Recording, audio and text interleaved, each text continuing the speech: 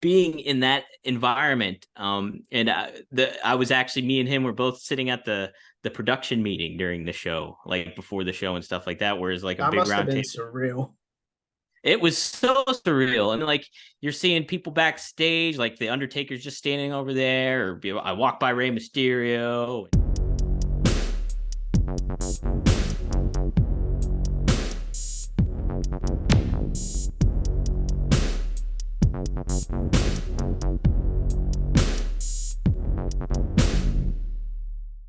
What's going on, guys? It's your boy, Tom Talk Trash, and stand back with another interview. This time, I'm joined by the one and only wrestling writer, Dominic DeAngelo, from Inside the Ropes and the RVD podcast. So, welcome to the show. Hey Tom, thanks for having me, man. Yeah, it's gonna be a good conversation, I think, today. I'm looking forward to speaking with you about everything. Likewise, my friend. So, if we take this back, before we talk about any of your work in the media, etc., we need to know, where did you first discover wrestling as an overall fan? Well, I started really early, so like I was born in '85, so about around 5 years old, Hulk Hogan started catching my eye a little bit, and then I got interested a little bit there. So Hogan was the big guy that kind of hooked me in for a little bit, and then afterwards I fell out of wrestling probably for about 5 years, and then was flipping around the channels, and I happened to see Razor Ramon on television, and that was my guy, like moving forward from then on, from when he was Razor to Scott Hall, to like following his career, the ups and the downs with them all and everything like that. So it all really took off with him for me. And then it also helped that my younger brother Marcus was also, so I got him into it. So me and him kind of fed off one another's fandom for quite a while. He became a Kevin Nash fan when they were the Outsiders and everything like that. So, and it ended up just going like, yeah, the Attitude Era started picking up. It got really popular. I went to college at Clarion University, and still kept tabs on it, but didn't follow it as much. Like, just living the college lifestyle basically. And then after that, got back into it near the end of my run at Clarion, and moved to Philadelphia, then just kept continuing to be a fan of it, and then started writing a little bit here and there with the PW Torch. So yeah, that's kind of how my big fandom all started in a lot of ways. So So you been brought a up cool journey. That's very cool. You brought up Hulk Hogan in the 90s there. What was it, do you think, about? Because we're going to unpack all of that. I'm not going to lie. So you talked about there, Hulk Hogan, when you first discovered wrestling, being the guy that hooked you. I think I know the answer based on doing a few interviews, but why was Hulk the guy that you were like, yeah, this is my guy now to start off with? I mean, back then he was like the ultimate baby face in a lot of ways, and so I'm not sure what exactly. Just the presentation of them all, and I think just the fact of he was the top guy, and being.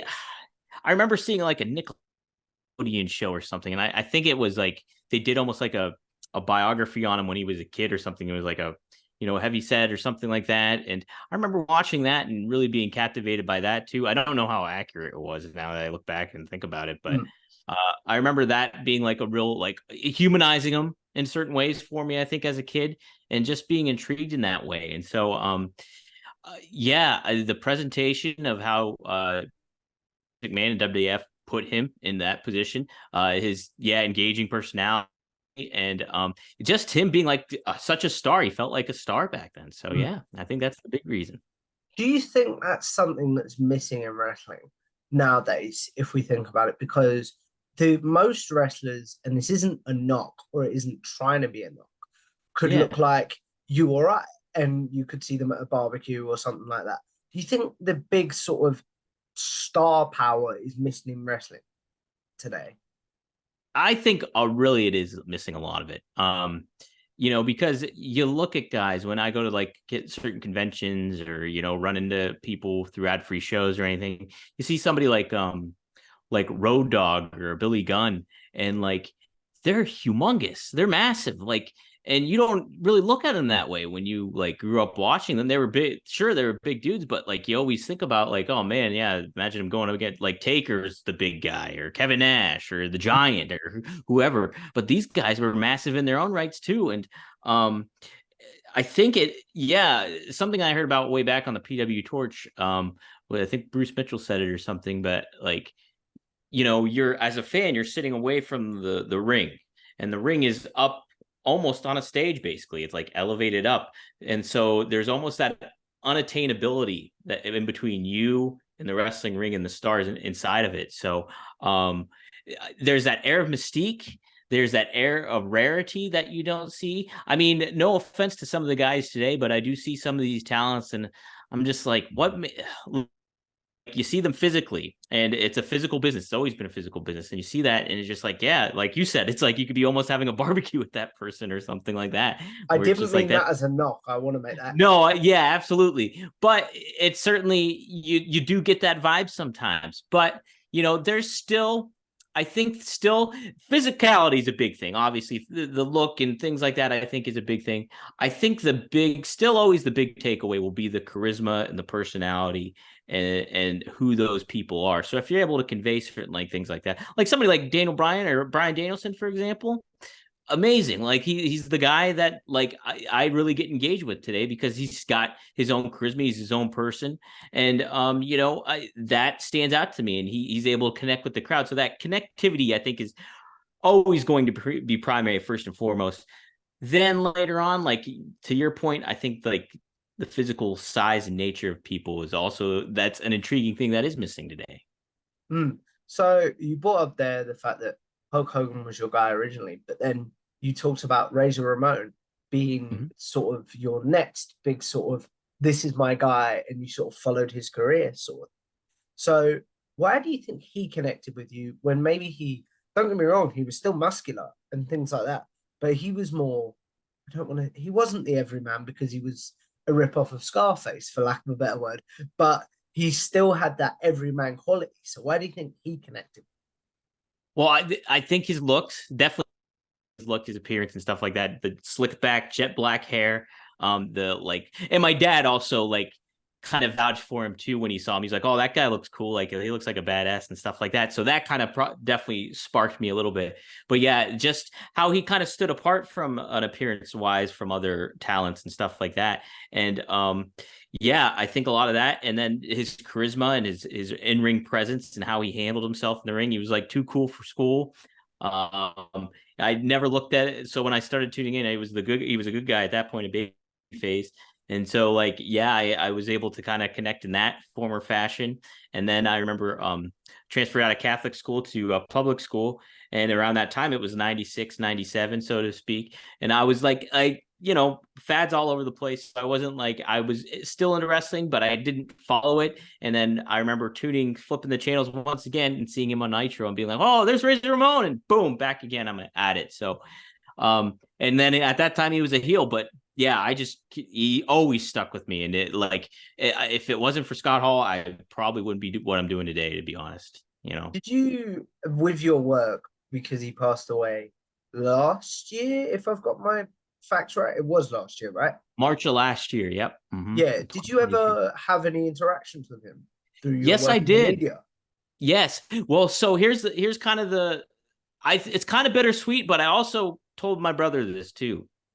So I met Scott probably on like 3 or 4 different occasions, and like as a fan, I was a fan, and everything like that. So I first saw him in Philadelphia in 2009 with a group thing with Nash and Sean Waltman were there as a group picture thing. Little interaction, nothing too crazy. Then I saw him in Philadelphia again when they did the Resurrection of the Jake the Snake documentary, and that was traveling around. And so he was there for that, and he was super nice to me there. And like I interacted with him just in the back of the theater. I just chatted with him. He was like super appreciative and stuff. And then Marcus, my brother, and we met him and Kevin at another convention in Pittsburgh, where we got a group photo of me and him and the Outsiders together. And that was cool. He liked my Dusty Rhodes shirt a lot. And so like he was like really into that and stuff. And so the kind of the wild thing is I got into the writing aspect of it all in 2018 and started covering it like StarCast and things like that. But it was partially nerves, I think, but partially like in a way, like I didn't want to have like that kind of connection I've had as a fan with him ruined. Not that it would have gotten ruined or anything like that, but I never got to interview him, or I've never gotten to handle him from almost like a journalistic kind of standpoint of things. Mm-hmm. And so I was telling my brother Marcus, I was like, you know what, because I work with Kevin Nash now on the Click This podcast, on like do his social media, and then I sit in on the episodes, and so I interact with Kevin a lot now. Is that as a But producer? sort of in a roundabout way. I'm not the main producer there. I help with the social media, and I do the graphics, some of the graphics, and do clips and things like that for them. So that's my primary job there. But I was telling Marcus, I was like, it's kind of neat that I never got to interview him in a way, because I can just always remain a fan of his. Mm. And things like that. I mean, I feel like so sad, and like it broke my heart, and like there's definitely like that wrestling void in me where like Scott's no longer here, but he became like because he is the reason. And I kind of got to tell that to Kevin a little bit too, and he was appreciative of that and stuff. And so but yeah, he was my guy, and always will be. So That's very cool to hear, my friend. So you talked about 2018, you start in this crazy world of wrestling media. So how does that come about and things like that? yeah, so it started actually like from a amateur standpoint, probably around 2015, when I still lived in Philadelphia, because I would always listen to the Pro Wrestling Torch, and I subscribed to them. Wade Keller, Bruce Mitchell, Cam Hawkins, who now does a lot of stuff. He was on like some podcast. Travis Bryant was there, and so I wanted to I was like, oh man, I'd love to like call in or do something. And so I would once in a while I would call into their shows, but then I started like sending Wade some just like written contribution pieces, like just op-eds basically on stuff. And he liked what I was doing, and so he would use them and publish them there. And I would only do it when I had the time, and then moved to Pittsburgh and had a bad probably mental spell while I was making that transition and everything like that. So I got out of everything, like just big depressive state, and started working at Whole Foods. And then it came a time where the Pittsburgh Post-Gazette book editor came through my line. I was just a cashier there, and I overheard him talking, and it ended up me and him made a connection. And here he would start dropping off novels and stuff for me to read and then review, like write out reviews and stuff like that. And he told me I was a really good writer. That was around 2016. And so I started writing more, just started doing blogs, just sports blogs in the Pittsburgh area, like my own. I created my own and did the book reviews for the Post Gazette, and like really kept at it. And my buddy was like, you know what, you should try to find a way to get paid for doing all this stuff. And I was like, you know what, that's probably a good point. So I volunteered at WrestleZone because they were looking for volunteers. And then Nick Hausman, who now does his own website, it had called me, and I started doing volunteer work there for ROH. I covered ROH shows. Then it later turned into, I was heading back from WrestleMania in New Orleans. WrestleMania, I don't remember the number, but what was on the card? Because I buy it. It was Ronda Rousey's debut. It was in New Orleans. 34. 34. Thank you. So I was heading back. We were driving from New Orleans back to Pittsburgh from New Orleans. And I remember seeing my email, and they offered me like a little short time gig to do writing and stuff like that, paid gig. So I took it, and I worked at WrestleZone for like 4 years. And then after that, I moved to Wrestling Inc. for the past year. I left Wrestling Inc. and now I find myself here at Inside the Ropes and doing all this other stuff for ad-free shows and Conrad Thompson, and then with RVD too, Rob Van Dam, doing his podcast. So keeps me. I'm busy. It's a lot of stuff. I was working before we met up here today, but I wouldn't change it for the world, because it's stuff that I grew up watching, and it's kind of awesome to have a connection with my brother in the business as well. So yeah, that's very cool to hear. So you talked about your brother being in the business. For people that may not know, what does he do in the business? Yeah, Marcus has a pretty interesting story too. Like, so I formed a friendship with Conrad Thompson at one of the Starcasts. I believe it was Starcast 3 is where we really hit it off, and I was hanging out with everybody and everything like that. And so I would go and I would do odd jobs for them. And, maybe I can't remember if I was doing interviews or helping out with certain social media aspects, but either way, they were looking for more social media people. Mm. And Marcus was just doing, I can't remember what he was doing, working for like a garage door company. Yeah, that's what he was doing, working for a garage door company doing their social media. So I was like, hey, Marcus, they're looking for somebody here. I could put in a good word for you. And so I recommended him, and they made a connection. And then Marcus started forming relationships and just plugged away and worked at it for probably over about like 8 months to a year. And then he became a producer for Jeff Jarrett's My World podcast. And then I know he's worked on several other ones too, but then he's formed relationships. Like he works for Jake the Snake Roberts. He's the co-host for the Snake Pit with Jake Roberts. Oh wow. And yeah, and then he also he's formed a relationship with Jim Duggan and helps with his social media. Arn Anderson, helps with his social media. And then he ended up doing a podcast. Now he does one with Ted DiBiase, the $1 Million Man. Everybody's got a pod. And so he's kind of formed his own kind of identity too. It's been pretty wild to kind of see, because, if you saw me and Marcus like back in 1999, we are just a couple of kids like playing video games and loving wrestling. So making board games out of old Monopoly games. We'd make our own WF and all that stuff. So we were all into it. So it's kind of neat to, hey, like now we're interacting with some of these guys that we kind of grew up watching and enjoying as fans. That's very cool. So you talked about everything you do, everything your brother does. Has there been a moment that you've both been like, have you ever taken a moment? You talk about how wild it is to be where you are. Have you ever taken a moment to be like, how did this happen? Like, we are, yeah. Do you know what I mean? Yeah, exactly. So it's kind of funny. There's so we and Marcus were helped backstage at Ric Flair's last match when it happened. And so like being in that environment, and I was actually, me and him were both sitting at the production meeting during the show, like before the show and stuff like that, whereas like a big round table. Surreal. It was so surreal. And like you're seeing people backstage, like the Undertaker's just standing over there, or I walk by Rey Mysterio, and Flair's trying to get ready and in the zone. Same with Jeff Jarrett during the, all that stuff. So like that was definitely a big like holy crap kind of moment. And being there and like, sitting around in the green room too. Sometimes at StarCast it was very surreal as well. Just the people that would be coming in there, and the stories that would be being shared, and it was very, very wild. And then some of the funny ones just between me and Marcus and I is like we formed our own relationship with certain talents and stuff like that. And so we'd have I was joking, we'd have like phone numbers of certain wrestlers and stuff like that. And he's like, hey man, could you give me the phone number of this guy?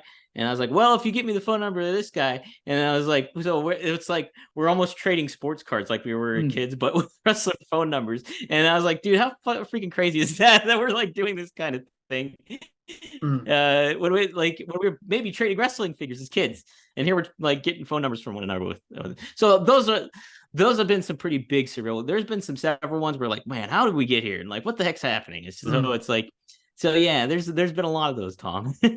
You talked about trading phone numbers with your brother for wrestlers. Who has been the one that you're like, how the hell did I get his number? Or how the hell did Marcus get his number? Here's a great one. This is my all time. And I read Terry Funk's biography during COVID, and I finished it. Or maybe it might even been a little bit before COVID, but either way, I was like, I have to try to get Terry Funk's number. I would love to interview him for WrestleZone. And that's where I worked at the time. And so I was searching high and low. No way I could find a contact for Terry Funk at this point. I was just like, probably enough. And so I was trying to send emails to maybe certain talents or things like that, or direct messages, just kept hitting speed bumps and nothing. But then I was like, you know what, maybe I'll just try. I think Dave Meltzer, said something about him once, or I overheard. So I sent Dave Meltzer like an email, kind of explained the situation. Like, I don't want to say it was a very long email, but it was like a hefty one, And so I was like, hey, I'd love to get his blah, blah, blah email, all this stuff. And so then all of a sudden, like maybe not too long afterwards, he just sends me just a phone number. That's it. Like nothing else. And so I was like, all right, well, so I'm sitting on my back porch and I decided to make the phone call. And sure enough, it's Terry Funk. And he answers the phone. And I'm telling him, hey, I'm Dominic. I write for a website called WrestleZone.com. And now I would like to interview you about your book, like your biography and stuff. And he thinks about it just for a second. He's like, yeah, I'll talk to you. So then we set it up. We wrote it down and I interviewed him, and then me and him kind of formed a relationship over time and stuff like that, where I would call and just BS with him and stuff like that about, wrestling or certain things about life. And, it was all throughout COVID it happened too. And so, Oh, wow. but yeah, so that was the biggest one, I think. That's very cool, my friend. So Yeah. something you brought up during this conversation at the start was the amount of places you worked and the amount of great podcasting. I don't want to say legends because that sounds like I'm blowing smoke, but the amount of podcasting greats within the wrestling media currently that you have worked with, whether it be Nick Hausman, Wade Keller, I would throw Kenny McIntosh in there Oh yeah, personally, absolutely. inside the rope screw, Conrad Thompson, etc. So you've worked with probably what I would call the four pillars of wrestling podcasts. So what is something you took from each site you worked from and then have now put it together to work on the RVD podcast? Wow, that's a really good question. So, obviously Conrad is so smooth and like such a pro when it comes to highlighting who he is and who the talent is that he's talking to on his shows. And so trying to find my own way of doing that in my own fashion, I think he was always been a pretty big inspiration of like, hey, this is how you handle it. Like he's the standard bearer for like interviewing and doing that kind of thing and being himself and being funny and stuff. And so I think just making note of being who you are as a person during your interviews, I think is what I've taken from Conrad. And not being afraid to have some fun, I think is the other aspect too, is like, is joking around and kind of like, finding your relationship with that person, whoever you're speaking to. So Nick Hausman, he did give me some pretty good advice too when I first started, because I was always like, hey, how do I go about approaching interviews, basically? Because it was just like, I never did it. I never did it. So it was kind of a new thing. And I didn't know the protocol or the etiquette necessarily of how to do this necessarily. And then he just basically told me, he's like, just try for any interview you can and see what happens. And that was it. And so I kind of just kept that mentality in the back of my head, is just like, all right, yeah, just like whatever. If I think of a name that I want to interview, I'm going to reach out. And then part of the thing that Kenny, now I've only worked with Kenny for about a couple months, but Kenny's a go-getter, number one, but also I love how he handles people. Like, when it comes to people that work it inside the ropes, and the positive, he's the most positive guy I've worked for, bar none, I think. And, that positivity and his engagement with his crew is what I really, really love about Kenny and working with him and stuff like that. And then I don't know where I kind of learned this from. Maybe it was just fighting against my own anxieties, but something that I've learned too is I was always about like, okay, I'll send an email, and if I hear back, I hear back. If I don't, then it's over. You got to keep trying, because so many times you're not going to hear back the first time. And it's just like, because I would get self-conscious, but like, oh, I don't want to be a pain in the ass. Or I don't want to, been there. yeah, right. Or anything like that. I don't want to do that. And it's just like, send them an email, wait a few days. If you don't hear back, you can follow up. And then again, if you don't hear back after a few more days, follow up again. Then maybe it's a dry, then maybe you've hit a brick wall at that point. Maybe try later on down the line, whatever, but I've learned, like, don't be afraid to follow up. Don't be afraid to kind of do anything like that. I don't know necessarily where I learned that from, but I think it was just me fighting my own anxieties about it all. So, but yeah, from that perspective, I'm trying to think who else I really learned from too, and a lot. I will say, I've never said this to, I used to feud with Mark Madden on Twitter a lot. And, sometimes, I don't always agree with what he says sometimes or things like that. And he's a shock jock radio personality in Pittsburgh, but was on Nitro, and so he's got his wrestling connections and things like that. But I do remember, like, from a writing perspective, I remember reading he's a very good writer. And so, like, I would read some of his Pittsburgh op-eds and stuff like that when Pittsburgh, and I kind of like learned to be like, hey, I got to be shorter with certain things and not be lengthy in sentences and certain things like that. That's more from a writing perspective, I guess. But yeah, but as far as anything else, that's what I learned a lot from those other podcasters and people that have done it before, and that kind of thing. So, and then just be yourself. Like for Conrad, to just be yourself I think that's a huge aspect of getting not only your show and your thing over but yourself over in certain ways. Just like, show who you are. Don't be afraid to be who you are with this person, because that's what makes it fun for watchers or listeners. You brought up there, before we get into your podcast with RVD and how that came about and joining Inside the Ropes, you brought up there being persistent when it comes to try and get an interview, I meant to say. Sure. So who is the person that you have been, shall we say, the most persistent and have been like, I scored the goal, I finally got there? So the person that I most like tried to get and then ended up getting, basically. I mean, I guess Terry, but trying to think. There's been some other ones that have been like, so there's some other some off the cuff ones have been like, not that I've been like crazy, like send email, but some ones that you just throw out in the dark and stuff like that. I got the Fonz from Happy Days, Henry Winkler, the actor. Oh, wow. Henry Winkler. Yeah, I interviewed him because he, like, RJ City, he sent me a DM about he was in a wrestling movie in 1978 called The One and Only. And I was like, wow, that would be really wild to interview Henry Winkler, because I grew up as a fan of the Fonz and Happy Days and stuff like that. And so I like dug and tried to find how to contact him. And here I found a contact for him potentially. And so I sent an email, and the person was like, well, let me get in touch with him and see what I can do and stuff like that. And sure enough, he wanted to do it. And he was like, I usually don't do a lot of these. He was like, but when I heard it was about like a pro wrestling, something like crazy like that, he's like, I was up for doing it. So there was that one. A lot of the time, there's the San Francisco 49ers, the tight end George Kittle. I reached out to him after they to the 49ers organization about doing an interview with them. And so I did an interview with him throughout that stuff. But yeah, I'm trying to think if there was like anyone that was super duper tough to try to get. There's been ones that I've sent every which way to try to get an interview with or things like that, and like keep plugging away at, but just hasn't struck yet or anything like that. But I'm not saying that it won't happen, but because I like to keep optimistic about it. But it's kind of fun. It's kind of fun to be like, oh, that would be cool to interview them about wrestling, whether they're in the business or not. But yeah, so those have been the big, like, wow, it's like a big get kind of thing. Jesse Ventura, that was another one too. Ooh. Jesse Ventura was somebody who yeah, I managed to get in touch with him because he was coming to Pittsburgh.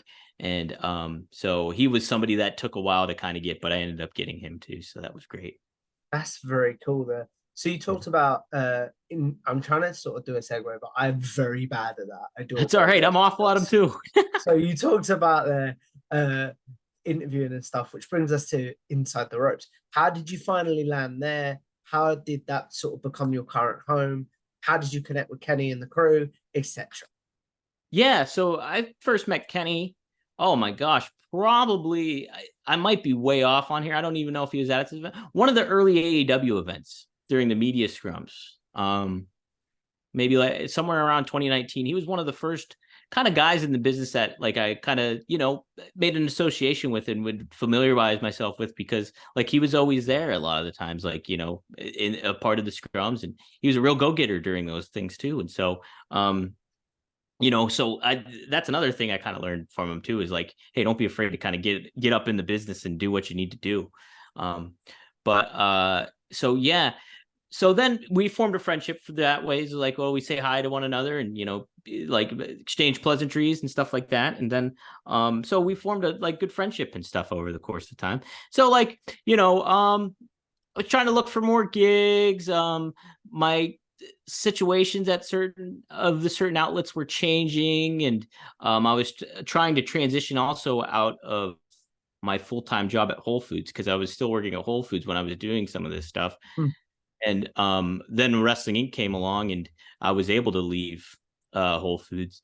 And so I after that, like just some difficulties with at my job at Wrestling Inc. kind of came into play. Like just they were changing like availabilities and aspects like that. So I was like, oh man, I got to find something else to help.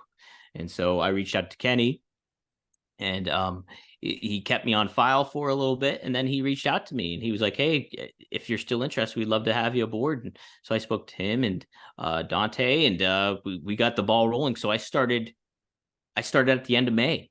And so I've been doing it since from June on here. So going on 2 months.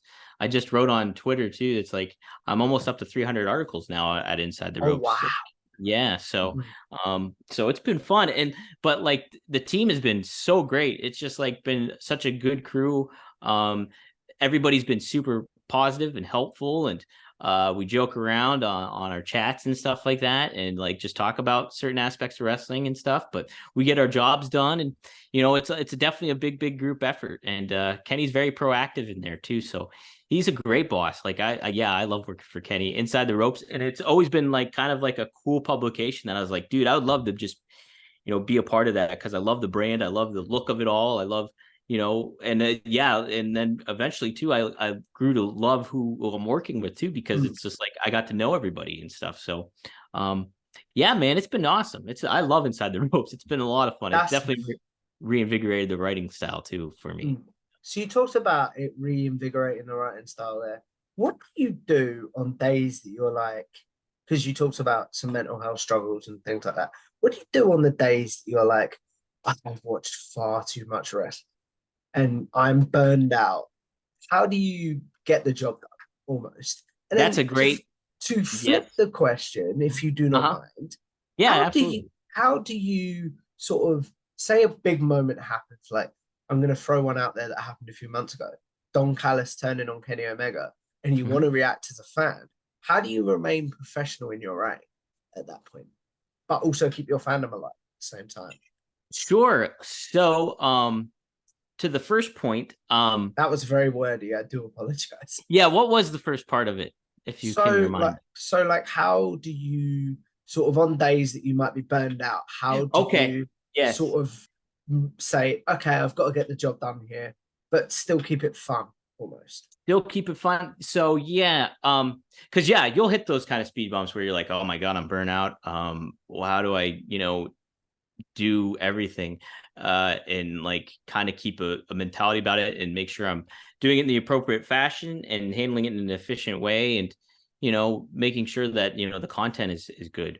That can be tough sometimes, but I also you simplify it in your mind. You're just be like, okay, it was kind of neat. RVD and I were talking about like kind of looking up, instead of like competitiveness is what he was talking about, because we do these RVDology things at the end of each show where he like gives a philosophical point and stuff.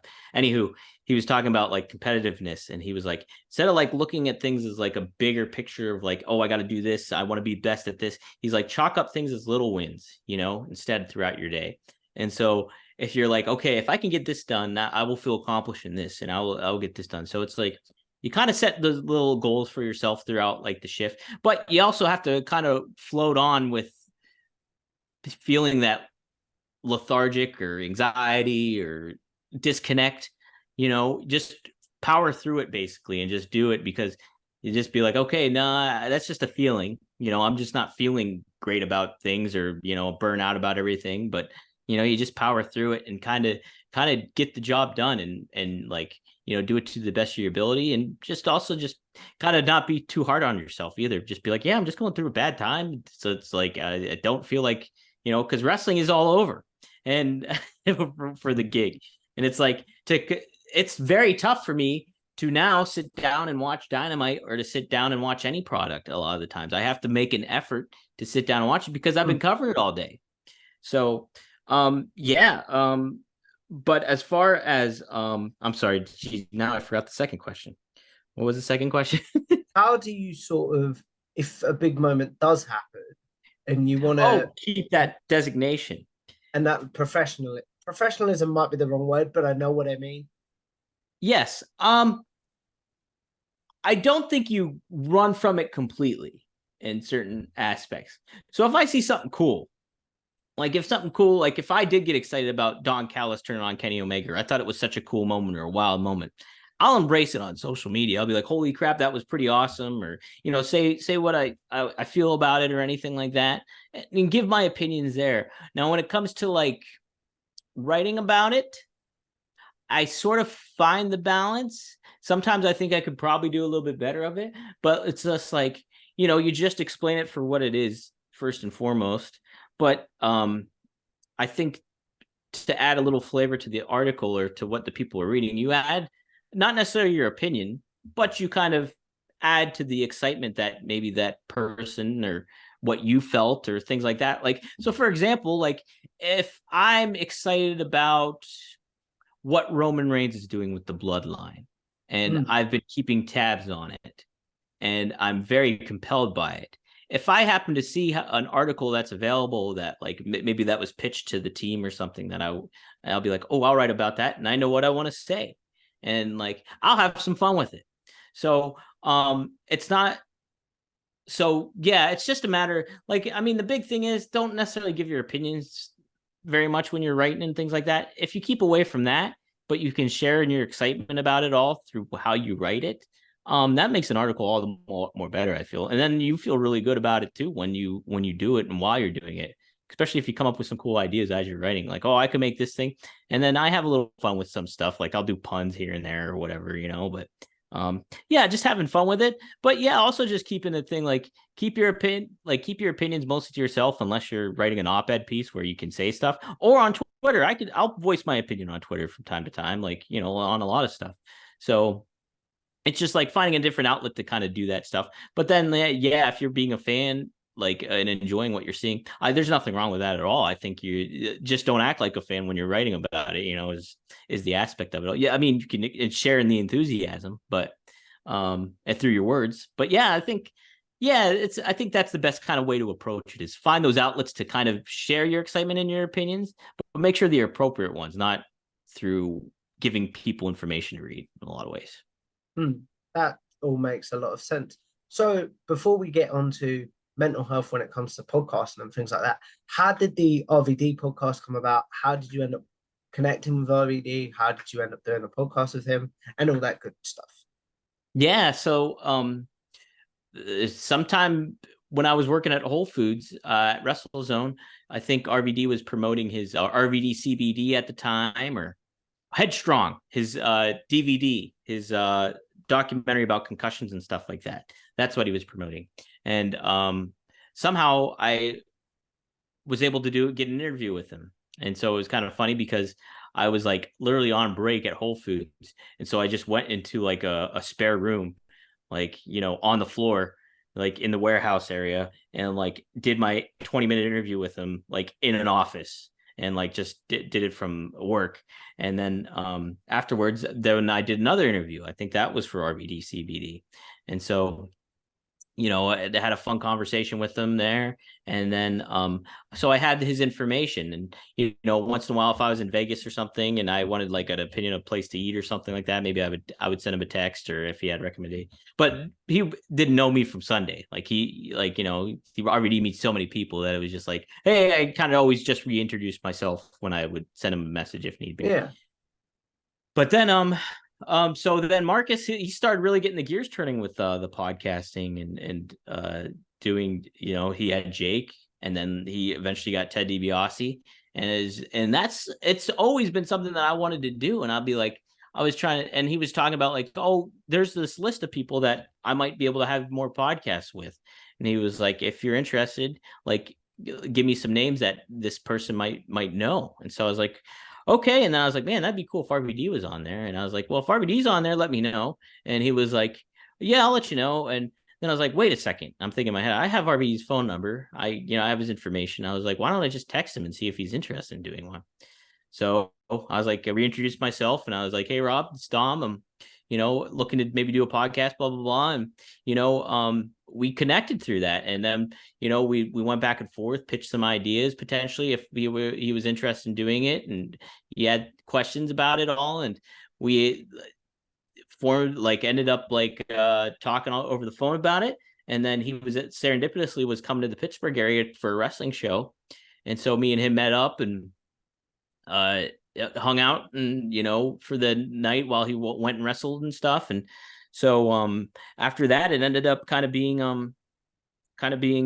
like we started launching it. We did it. We made a connection. I know Josh Chernoff through the Premier Streaming Network. He was also on Fight TV and other things, and so he started that up. And so I connect with him. I'd be like, hey, are you interested in maybe having this podcast? And he was. And so yeah, it just went from there. And we started in May, and we're on episode, I think, 11. We just finished episode 11 right now. Jeff Hardy was our topic. So it's been great. Rob's been awesome.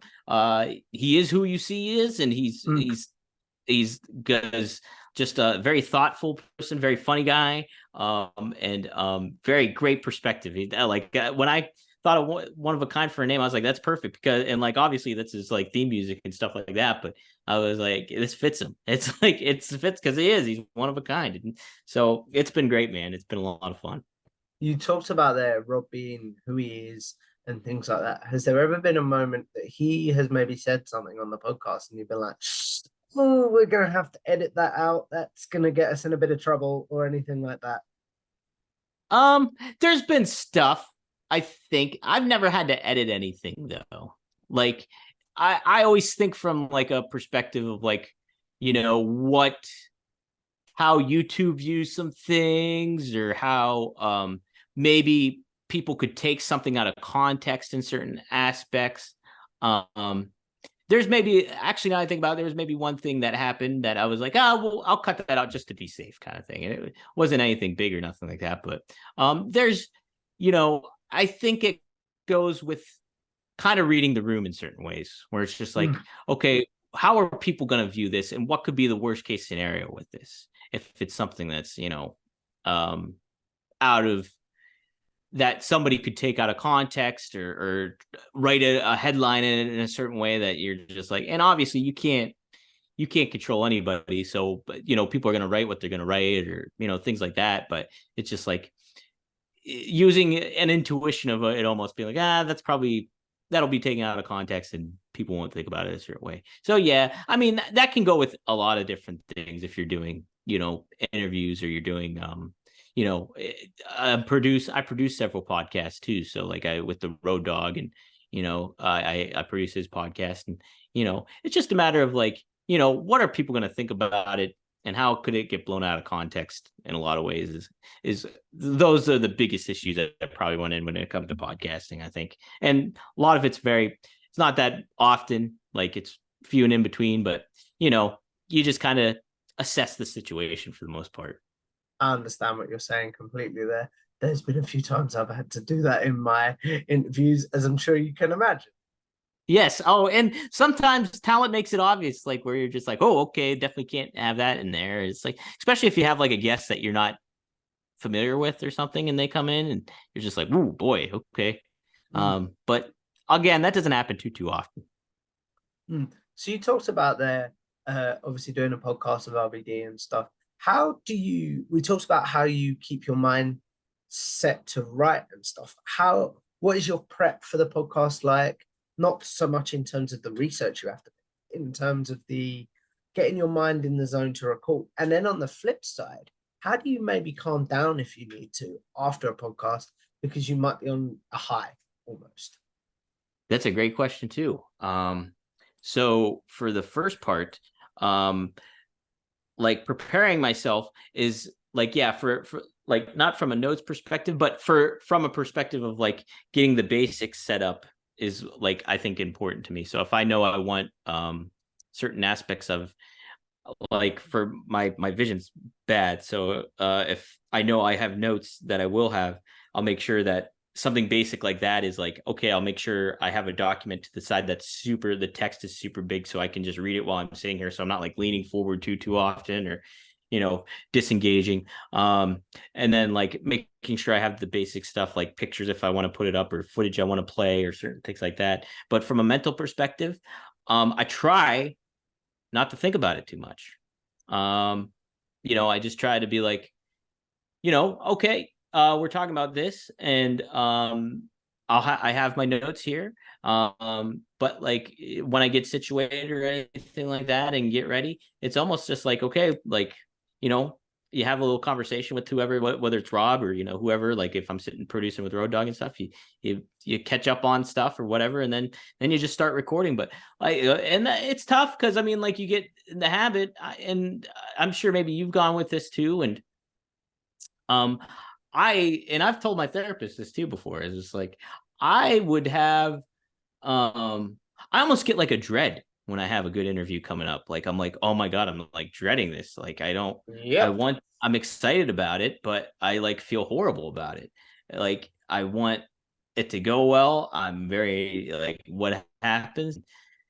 You kind of again to the point of like you're not feeling it when you're writing. It's like you almost have to just ride out that feeling and be like, yeah, I'm not feeling good about it, but it'll probably be it. It'll end up being okay because you always think a worst case scenario in your head. So it's just like, and like that happens. That happens quite a bit. It still happens. Like if I go and I travel and like I know I'm going to be doing interviews or getting in these big situations that is like wild and crazy and stuff. It's supposed to be fun and it will be fun, but it's just like my godfather used to say, I guess thinking about it is worse than doing it, and that's very true. So so yeah. So from that perspective, I try not to think about it too much, even though that's very hard sometimes.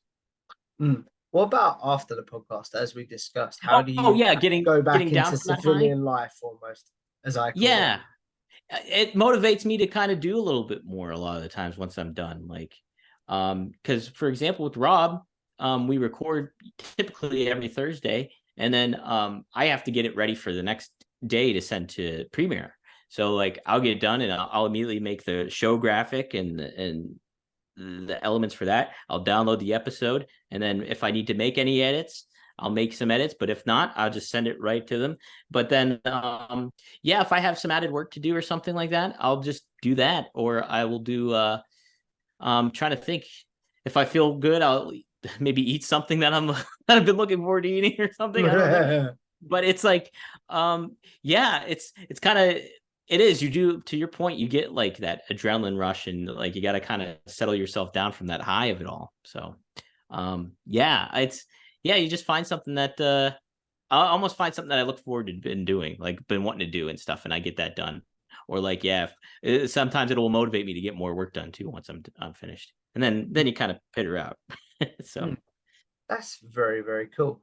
As we look at wrapping this up very soon, because I do want to be respectful of your time, as we have been going nearly 50 minutes, my friend. oh wow, And how about that? I do want to be respectful of your time as it's a Saturday and things like that. So we are going to do a quick segment that I call Dominic Generic Questions. Those of you that have seen my interviews before, we know this for ask my guests their favorite match, favorite pay-per-view, favorite wrestlers that entrance music, favorite tag team, and favorite wrestler of all time. Basically, questions that Dominic might get asked on social media. So now he'll have a place to be like, look, guys, I have answered this. Please go watch this. So what's your favorite match of all time? Favorite match of all time? That's super tough. I will say, just from a standpoint of the historical level of it all and the significance, plus my fandom of this person, I guess it would be the ladder match with Razor and Shawn Michaels at WrestleMania 10. I think that would be my favorite one. Yeah, just because it's like it meant so much for Razor's career. Plus, it's a ladder match that really defined and set the standard for ladder matches. And yeah, plus you got Shawn Michaels and Kevin Nash at ringside and stuff. Plus at Madison Square Garden, and I think that would probably be my number one. And what about your favorite pay-per-view? When I say favorite pay-per-view, I feel like I need to clarify this still sometimes. I mean like Double or Nothing 2019, for example. Okay, yeah. That is tough. Double or Nothing was pretty good. I think though, I will say since I was there and from all that happened, I'm gonna go all out 2021. But that's tough. If I were to look as a fan, though, it might be like WrestleMania 18 or something like that. But yeah, from the in-person aspect of it all out 2021, because Punk had his return match there. Plus, you had Bryan Danielson and Adam Cole coming out. Plus, Sting was there. It was just like really, really cool, and like the crowd was electric that night and stuff. So, that might be. Oh, man, I know I'm gonna like think of another one and be like, "Dang it, I should have said that pay-per-view." But yeah. But yeah, I think if I were to go with it, if I were to just take the live element out of it, might be WrestleMania 18, just because there was so many cool stuff there. Like Scott Hall fought Steve Austin, and then The Rock and Hogan, obviously, and the elements of everybody that was there, all the stars that were there, was just crazy. So maybe that might be my one if I were to pick one. I think that's very, very cool. What about your favorite wrestlers' entrance music? Oh man, ooh. I think NWO. I think it's just NWO. Yeah, but maybe behind like some honorable mentions, would be Razor, obviously, but CM Punk has an easy one just because it's just like it's a cult of personality and it's a licensed music, so don't know if that's necessarily fair. But Austin's is great. I liked Aleister Black's theme in NXT. I love that. I played that over and over on my phone, like when that first came out and everything. So, With but yeah, with the chair creak or without the chair creak? Wait, which part? The Aleister Black one with the. Do you remember when WWE had like the creaking noise in it? So with that or without it? Yeah, I think without. I didn't imagine that, did I? That did happen, right? I know. Yeah, I think you're right. I think there was something to that effect that, that was it, But yeah, it's kind of funny. I did for ad-free shows, I did like a March Madness tournament of all the top theme songs in the history of wrestling and stuff like that. And so that was pretty fun. I think Austin ended up winning it, if I'm not mistaken. Cold. So, but yeah, I think NWO, boom, hits at the nostalgia factor. It's still cool riff, all that stuff. So I think NWO is my number one. That's very cool. What about your favorite tag team overall? Favorite tag team? Oh man, I mean, I like. So it's kind of neat because TNA is not like the always the takeaway wrestling promotion, but I very much like the Motor City Machine Guns a lot. Like I thought they were super duper cool. And as a tag team, Alex Shelley and Chris Sabin were great. Beer Money added to that effect, I think, too. I think they were a lot of fun. But yeah, if I were to go with the team, I would pick the tandem of Motor City Machine Guns. I think they'd be probably my number one. I think they're just always like whenever I'd see a Motor City Machine Gun match, I'd be like, heck yeah. So yeah, that's very, very cool.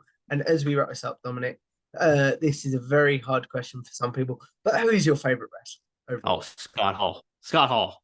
I will say, yeah, I will say I grew to love like I said, Terry Funk and Dusty Rhodes. And from maybe a modern perspective, Cody might be my current going on right now. But yeah, Scott Hall, he won't be unseated. So he's my number one. Fair enough. And based on this conversation, you can tell how passionate you are about his work, how big of a fan you are of his work. So that is very cool. So the question I end my interviews on, Dominic, is I believe as podcasters with social media, podcasting and YouTube, we're all sort of going to live forever in some sort of very weird way if you think about the world. So what is one piece of content you're like, I want to be remembered for that? And then what is one that you're like, yuck, powers that be, please get rid of it? Okay. I think I would like to be, I really enjoyed my Terry Funk interview. That from that aspect, I think like but heck, I would love the one of a kind with RVD to just be like, hey, yeah, that's been something that's been one of the greatest, funnest podcasts to kind of listen to week in, week out. And Rob and Dom, like if you're some listener, like have really great chemistry with one another and things like that. I think those would be the two big taking points, I think. So he probably does not remember this, but the only thing, and it's pretty much out of existence anyways at this juncture, but WrestleZone, I interviewed when I started doing interviews, and it's kind of funny since my brother hosts a podcast with him now, but worst interview I ever did was with Jake Snake. It was I want to say 2019 maybe or something like that.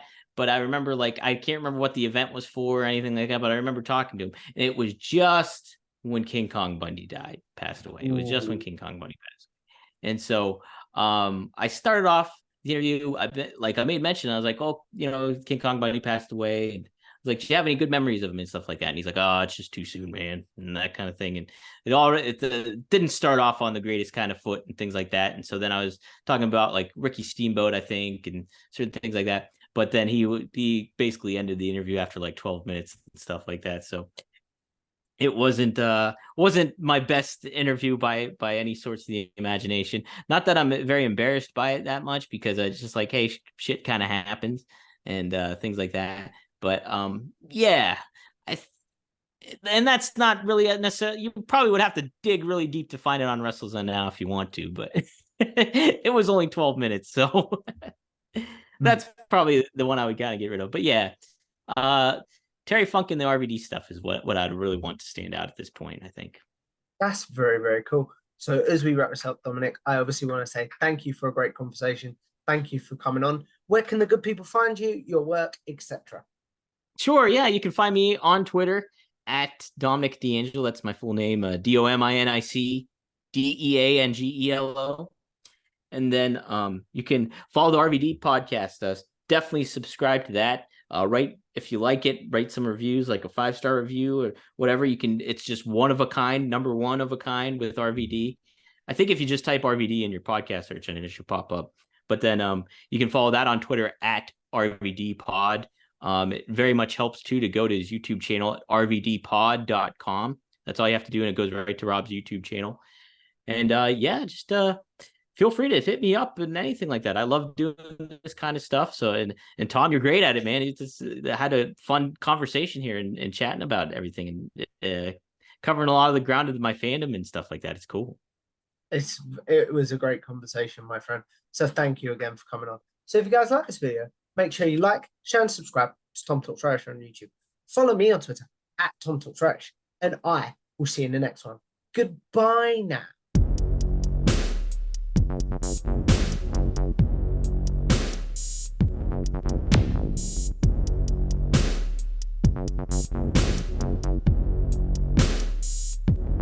you.